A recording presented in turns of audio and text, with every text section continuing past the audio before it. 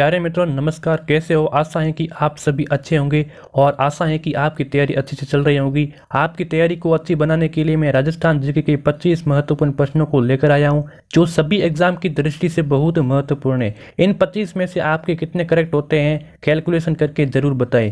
प्यारे विद्यार्थियों, वीडियो को एंड तक वॉच करना है और पसंद आए तो लाइक भी करना है। चलिए शुरू करते हैं बिना टाइम वेस्ट किए। अब पहला क्वेश्चन है कि जिले में पंचायती राज की शीर्ष संस्था कौन सी है।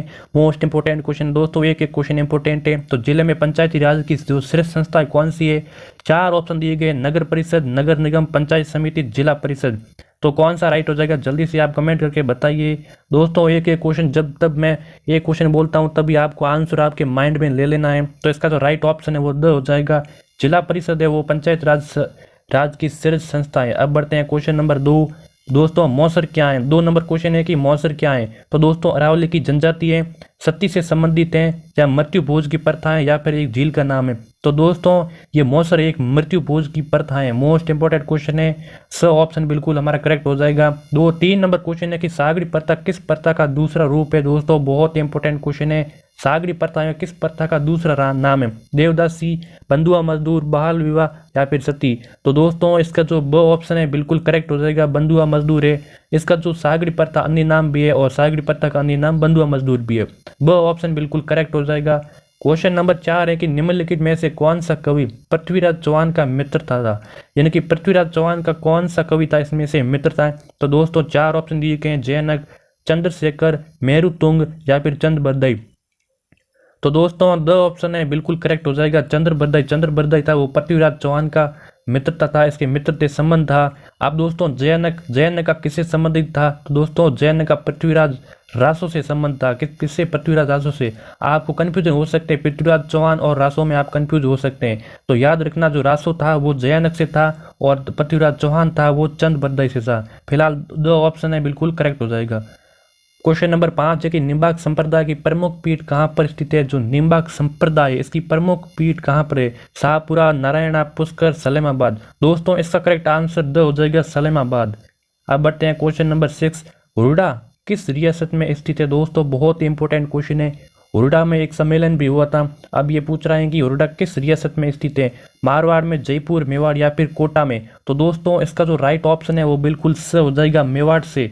हुरडा है वो मेवाड़ रियासत में स्थित है। अब इसकी कुछ डिटेल में बारे में पढ़ते हैं। तो डिटेल है कि यहाँ पर मेवाड़ के महाराणा जगत सिंह द्वितीय की अध्यक्षता में राजपूत शासकों का सम्मेलन हुआ था। कब, 17 जुलाई 1734 को आयोजित किया गया था।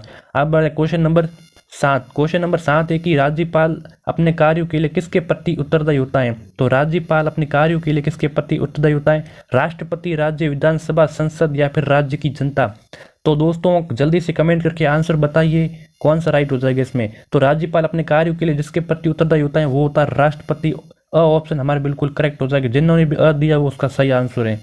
8 नंबर क्वेश्चन है कि राजस्थान के प्रथम राज्यपाल कौन थे। मोस्ट इंपोर्टेंट क्वेश्चन है, राजस्थान के प्रथम राज्यपाल कौन थे।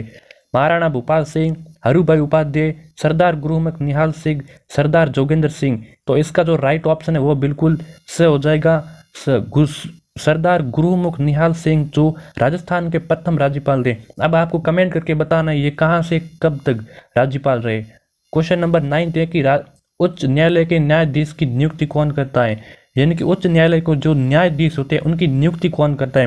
राष्ट्रपति, राज्यपाल, मुख्य न्यायाधीश, या फिर प्रधानमंत्री। जल्दी से कमेंट करके बताएं। तो दोस्तों उच्च न्यायालय के न्यायाधीशों की नियुक्ति कौन करता है, राष्ट्रपति करता है। ऑप्शन हमारा बिल्कुल करेक्ट हो जाएगा।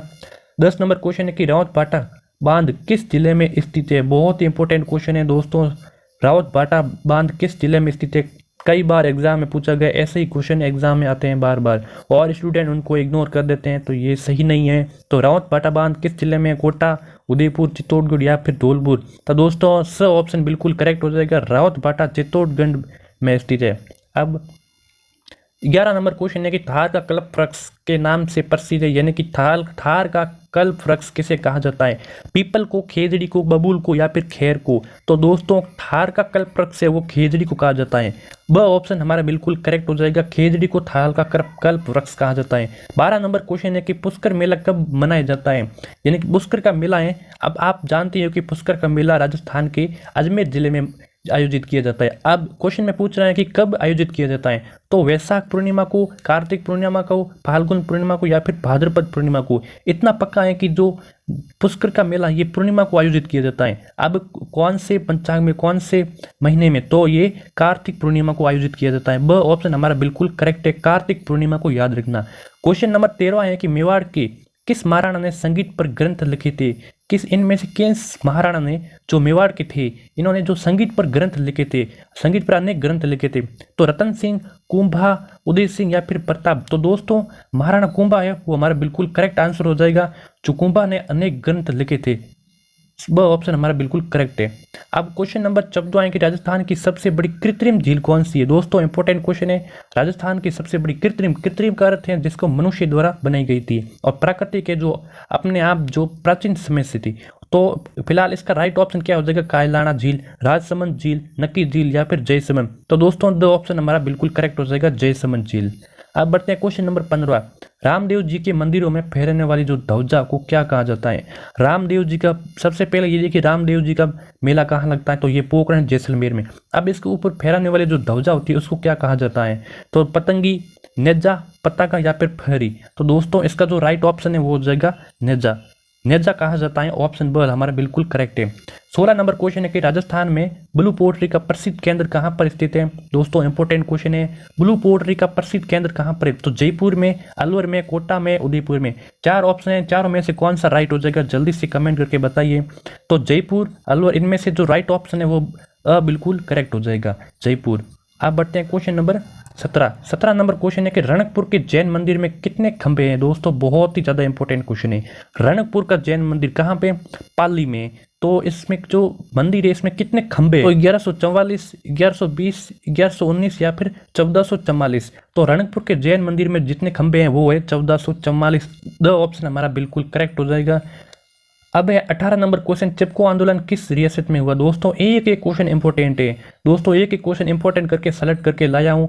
आपको अगर वीडियो पसंद आए तो लाइक जरूर करना, और चैनल पर पहली बार पधारे तो सब्सक्राइब जरूर करना, क्योंकि ऐसा ही वीडियो इस चैनल पर आपको मिलते रहेंगे। मोस्ट इंपॉर्टेंट क्वेश्चन आपको मिलते रहेंगे, जिससे आपकी किसी भी एग्जाम की तैयारी करो उनके लिए बहुत इंपॉर्टेंट है। तो फिलहाल इसका क्वेश्चन पढ़ते हैं। तो चिपको आंदोलन किस रियासत में हुआ था। तो दोस्तों चिपको आंदोलन मेवाड़, मारवाड़, हाड़ौती या फिर आमेर। तो दोस्तों चिपको आंदोलन हुआ था वो एक मारवाड़ रियासत में हुआ था। कहाँ पर, मारवाड़ रियासत, खेजड़ी ग्राम, जोधपुर में हुआ था। तो अमृता देवी की नेतृत्व में हुआ था। तो ब ऑप्शन बिल्कुल करेक्ट हो जाएगा, मारवाड़ में। अब यह क्वेश्चन नंबर 19वां, मोरनी मोरना किस जनजाति से संबंधित है। दोस्तों मोरनी मोरना किस जनजाति से संबंधित है, तो भीलों से, मीणा से, ग्रासी से या फिर सहरिया से। तो दोस्तों जो मोरनी मोरना है वो मीणों से संबंधित है, मीणा जनजाति से संबंधित है। तो वो ऑप्शन बिल्कुल करेक्ट। 20 नंबर क्वेश्चन है कि तेजा जी का मेला कहाँ आयोजित किया जाता है। प्रसिद्ध तेजा जी का मेला कहाँ आयोजित किया था। मेड़ता सिटी, परबतसर, करनाल या फिर देशनोक। दोस्तों देशनोक में करणी माता का मेला आयोजित किया जाता है। अब ये 3 जो ऊपर के ऑप्शन है ये नागौर में है। अब इसमें ही ज़्यादातर कन्फ्यूजन होते हैं, तो कन्फ्यूजन नहीं होना है। तेजा जी का मेला है वो परबतसर, नागौर में आयोजित किया जाता है। वह ऑप्शन हमारा बिल्कुल करेक्ट हो जाएगा। अब बढ़ते हैं क्वेश्चन नंबर 21। बम नृत्य किस स्थान से संबंधित है। बम नृत्य जो भरतपुर से, जयपुर से, सीकर से, बाड़मेर से, इनमें से किस स्थान से संबंधित है। तो दोस्तों बम नृत्य है वो भरतपुर से संबंधित है, और ऑप्शन बिल्कुल करेक्ट हो जाएगा। जिन्होंने ऑप्शन सोचा है उसका करेक्ट आंसर है। अब बढ़ते हैं क्वेश्चन नंबर 22। मालदेव और शेरशाह के मध्य युद्ध किस स्थल पर लड़ा गया। दोस्तों इंपोर्टेंट है, मालदेव और शेरशाह सूरी के मध्य जो युद्ध लड़ा गया, कब, 1544 को युद्ध लड़ा गया, और ये किस स्थान पर लड़ा गया, तो सुमेल, खानवा, ओशिया या फिर डीग में। दोस्तों इसका राइट ऑप्शन है सुमेल स्थान पर लड़ा गया, जिसको सुमेलगिरी युद्ध या फिर गिरी सुमेल युद्ध के नाम से जाना जाता है, जो 1544 ईस्वी में लड़ा गया। ऑप्शन बिल्कुल करेक्ट हो जाएगा। 23 नंबर क्वेश्चन है कि कंदोरा नामक आभूषण औरतों द्वारा पहना जाता है। कंदोरा नामक आभूषण औरतों द्वारा किस अंग तक पहना जाता है, किस अंग में पहना जाता है, तो नाक में, कान में, कमर में या फिर पाँव में। तो दोस्तों कंदोरा नामक आभूषण है वो औरतें पहनती है, वो कहाँ पे, कमर में पहनती है। कहाँ पे, कमर में। तो स ऑप्शन हमारा बिल्कुल करेक्ट हो जाएगा। अब बढ़ते हैं क्वेश्चन नंबर 24वां। पृथ्वीराज व जयचंद के मध्य जो वैमनस्य का कारण था, यानी कि उनके बीच वाद विवाद था, उसका मुख्य कारण क्या था। तो दोस्तों पद्मावती था, कर्णावती था, संयुक्ति था या फिर दुर्गावती। तो दोस्तों इसका राइट ऑप्शन है कौन, संयोगिता थी जो जयचंद की पुत्री थी और पृथ्वीराज इससे स्नेह करना चाहता था और शादी भी करना चाहता था, इसीलिए जयचंद्र और उसके बीच वैमनस्य का कारण बन गया था। अब बढ़ते हैं क्वेश्चन नंबर 25 से। फिलहाल इसका राइट आंसर स हो जाएगा, संयोगिता। 25 नंबर और हमारा आखिरी क्वेश्चन, वर्तमान में राजस्थान में संभागों की संख्या कितनी है? बहुत ही आसान क्वेश्चन है। राजस्थान में कितने संभाग है? तो 5, 8, 7 या फिर 6। तो सिंपल सी बात है, राजस्थान में कितने 7 संभाग है। स ऑप्शन बिल्कुल करेक्ट हो जाएगा। अब आपको बताना है कि 25 में से आपके कितने सही हुए हैं। दोस्तों जरूर बताना है। अगर वीडियो पसंद आए लाइक जरूर करना है। मिलते हैं एक और नेक्स्ट वीडियो में, तब तक के लिए जय हिंद जय भारत।